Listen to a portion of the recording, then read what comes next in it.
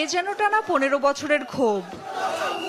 শুধু আইনজীবী নয়, এ বিক্ষোভে অংশ নিয়েছেন ছাত্র জনতাও। আদালত প্রাঙ্গণে সাবেক আইনমন্ত্রী আনিসুল হক ও স্বৈরাচার হাসিনার উপদেষ্টা সালমান এফ রহমানকে পেয়ে যে যেভাবে পেরেছেন ঢিল, জুতো, ঝাড়ু, এমনকি ডিমও ছুঁড়ে মেরেছেন। অনেকের ছোড়া ডিমে আচ্ছাদিত হয় তাদের মুখ। কদিন আগেও যে আদালত প্রাঙ্গণ চলত আনিসুল হকের হাতের ইশারায়, সেখানেই চরম অপমানিত হতে হয় তাকে। দেয়া হয় 10 দিনের রিমান্ড। আনিসুল হক ও সালমান এফ রহমানকে নিয়ে আসা হয় ঠিক সন্ধ্যায়। তার গাড়িবহর দেখেই ছুটে আসে বিক্ষুব্ধ জনতা, দেন নানা স্লোগান।